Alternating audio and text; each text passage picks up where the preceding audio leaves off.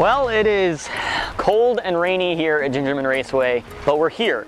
And the Civic is here, despite hitting a wall at Road America. It looks a little worse for wear. I'm leaving it looking a little bit rough for the sake of time. To my amazement, the damage wasn't too bad. The car is all straight right now, and none of the suspension components actually got damaged. It was just mostly bodywork, so the fender, hood, front bumper, door. My goal for this event is to beat what I did at the last time when we were here, which is a 141.7. Hopefully, with the larger tires and less weight in the car and the diff and everything, I should be able to go faster than that if it stops raining. If I wanted to find the kind of time that I would need to put myself on the podium, I'd need practice. And since the first day of the event was a complete downpour, if I wanted practice, it would have to be in the rain. Unfortunately, the crash at Road America left the Civic with some unexpected complications. This is my air box that covers my intake, and it very clearly did not hold up to crashing at Road America, and I haven't had time to build a new air box, which means I can't really drive this car in the rain because the intake is going to suck up water. The intake sits right in front of the wheel. There's nothing protecting the intake from getting water from the wheel splashing into it. It's almost a direct feed of water towards that intake without this panel in place. I repositioned the intake so it sucked dry air backwards in the engine bay, unfortunately with no air filter, since the filter wouldn't fit. So I'm going to do the cardinal sin and run with no air filter. Don't do this at home. This solution, though inelegant, was the difference between me sitting on the sidelines and turning loads of valuable laps.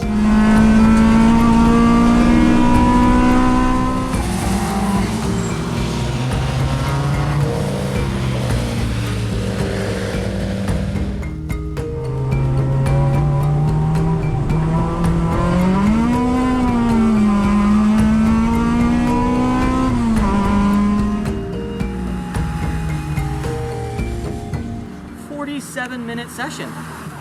I got lots of laps. I can't even count. I probably got 15, maybe 20 laps. That was awesome. Let's put the intake filter back on. It's not supposed to rain tomorrow. It's not supposed to rain tomorrow. I'm so sure that I'm putting this back. It's not gonna rain. So my goal is to break that front wheel drive record that I couldn't break last time, and that is a 140.2. And I'm currently sitting in third in points for the season. But I don't think that's going to hold for very long because there are 4 other competitors here that are fighting for that third place slot. In first place we have Josh Halka, and he's already secured that first place slot. He has so many more points than anybody else that it doesn't matter what he does here, he's got first place. Charlie Miller is kind of in the same situation. He's got second place locked down. Nobody can touch that. So it looks like it's a battle for third place. We've got myself in the Civic, who I'm currently in third, but I might lose out to Vlad. Vlad actually has a STI, and he just did the S209 turbo swap on it, so he's making a lot more power than he was earlier in the season, and he's become a real contender in this class. I have to beat him by 1.9 seconds in order to stay in third. So it's looking pretty unlikely because he's very fast. He beat me at Road America substantially, so it's looking pretty slim that I'm gonna actually nudge out ahead of him, but he's my main competition. Well, day 2 here at Gingerman, and as you can tell, it's still wet. It's not actively raining, but the ground is wet. Hopefully the track might be a little bit dry. Generally it dries out a little bit on the racing line with cars driving over it. But the only way we're gonna find out is to get in that driver's seat and see what it feels like.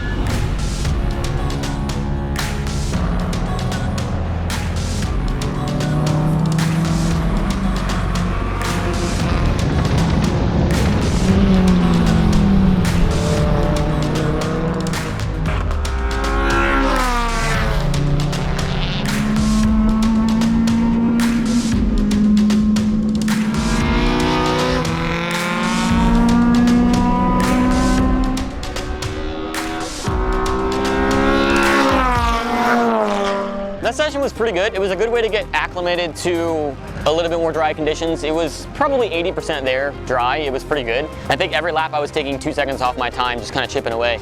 All the way up until the point where I hit a big patch of oil, and then I saw a car burning down. So it happens. I hope he's okay, and I hope the car is okay. But yeah, I mean, all in all, it was a pretty good session. We got, I think, 2 or 3 laps, but it was good enough to kind of transition into the dry.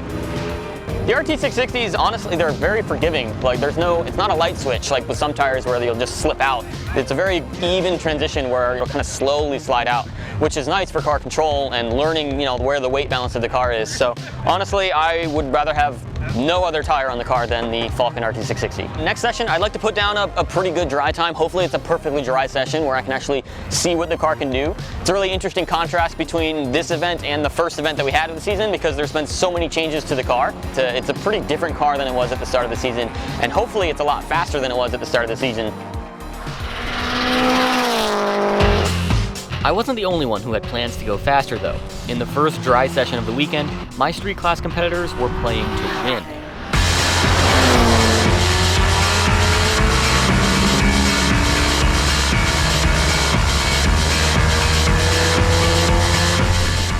I'm Josh Halka. I drive the number 7 Cellar Subaru WRX, and I am the Grid Life Street Class season champion. Every event that I attended this year, I placed first in. My name is Vladimir Skurda. I'm driving this 2007 Subaru WRX STI. For this year, I didn't know if I'm going to compete the whole season, and I was just going to go and see how it goes.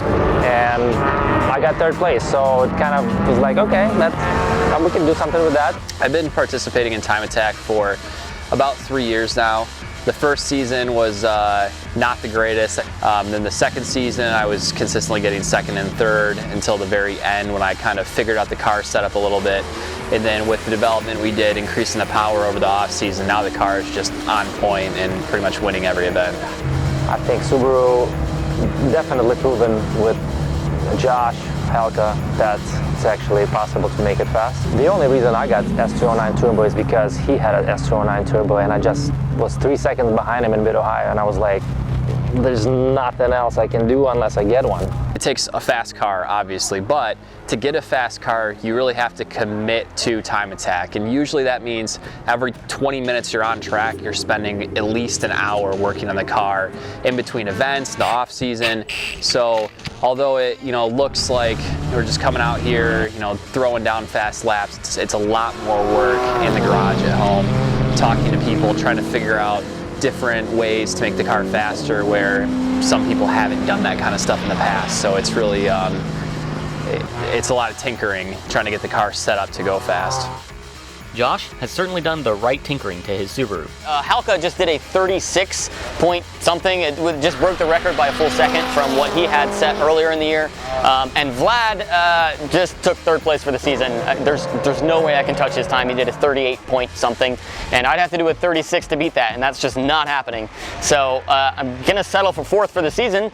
But that's okay. I'm very content with that, and it's a personal challenge at this point. I want to get that 40.2, and it's honestly looking pretty difficult to be able to get that, but I'm going to do my best. My eyes were still on the prize of the front-wheel drive class record, but I would have to get used to going fast again and conquering my fear of crashing.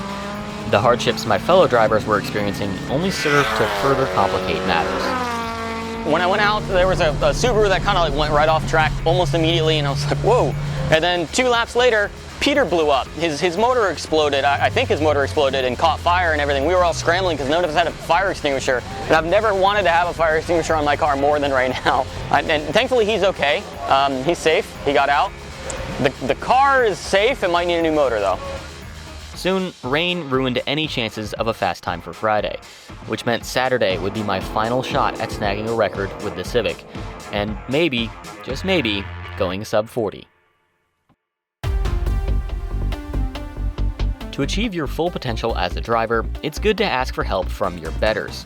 At every event we've attended this season, I've asked for advice, data, and coaching from my friends and peers, most consistently from pro racer and go fast wizard Tom O'Gorman. Hey, we're gonna do something a little bit different this time. I'm gonna drive, and I want Tom to point out my mistakes in my driving. I've done a lot of work with drivers on data and video coaching. I'm not a huge fan of being a passenger, but Gingerman is the safest place in the entire world. So I trust my friend Ben to not do anything crazy, and we're gonna go figure out how fast this car can go. That's a lot of trust considering what's on that side of the car right now. Look at that.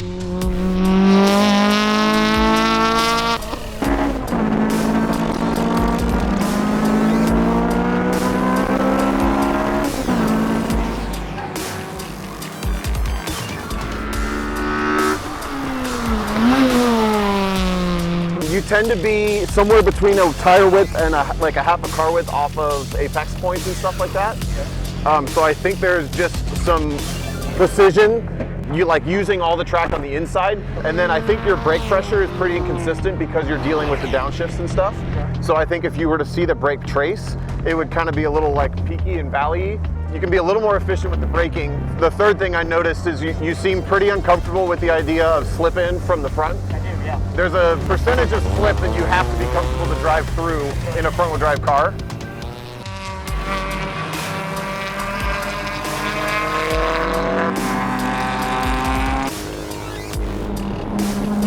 So like right here, I'm slipping.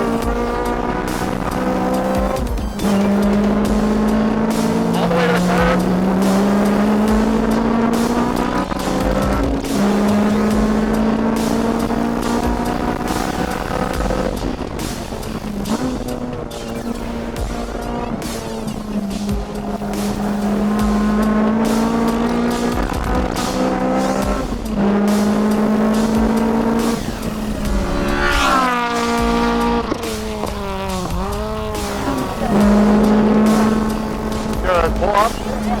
You're ultimately going to be faster, even though it's going to be just a little bit harder on the tire, a little bit harder on the car for like longevity-wise.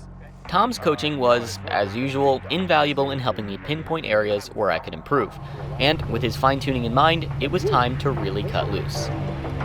This might be the only session I actually have that's dry, because who knows what's going to happen with the weather, so I got to make it count. I'm just going to try to go as hard as I can and squeeze as I can without wrecking. I want to get that sub 40. I really want to get that sub 40. I've been watching some of the lap times. I think a couple people might be breaking records, so I think it's still a good track. I think I could do a 40 on this track. I just have to put it together.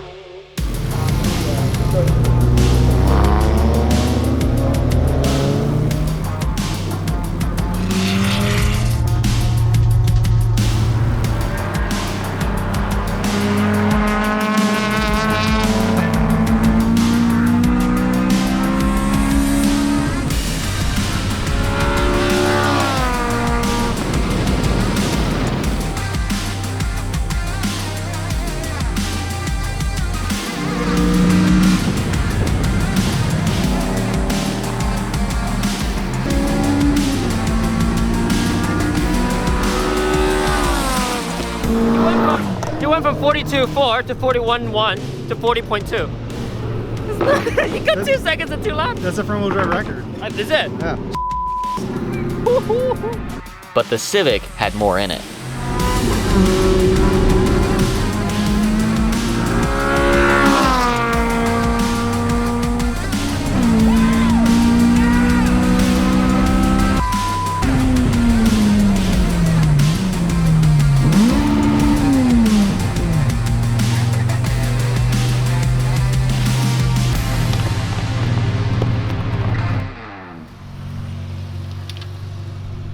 I broke 140 twice. That's amazing. Wow. There's not much more time, but there's some time left on the table. I'm like blown away. My previous lap was like a 42, and then I was like, just go for it. And the car just like rotates in every corner. It's so nice, and I feel comfortable with it rotating through the corner. It's perfect. Ah, that's great. All right, we can go home now. All our hard work this season paid off in a record at every track the Civic went to, and a 4th place finish overall, and massive personal satisfaction at the development of the K-Swap Civic. We've finally done it. I've broken into the 30s. I did a 139.8, which was the original goal when we came here the first time this year, and we've finally done it. So I beat my previous time by almost 2 seconds, and broke the front wheel drive record by 0.8 seconds. So I'm ecstatic, I'm happy. I broke 140. I did it! I did it! Woo! And with that, it was time to say goodbye to the 2020 Grid Life season. So yeah, you wound up edging me out a little bit on the seat time. So next year I'd like to get you on that one. Yeah. I'd like to get a little bit more. Yeah, honestly, I've been so stressed out between building this car and building the FD. I kind of want to chill a little bit next year. Like, I obviously want to keep driving, but I don't really want to build another car next year. 4th place overall for the season. which is not bad, especially for your first season out out of 80 drivers in the lineup, albeit not all 80 cars are competitive. But time attack is intense, especially at Grid Life. I mean, there's so many cars in this class, and so many of these guys are so fast. It's been super fun to do this. We'll see if we get to, if we get an opportunity to run again next year. Next year, getting on the podium. Yeah. Yeah. Yeah. Yeah.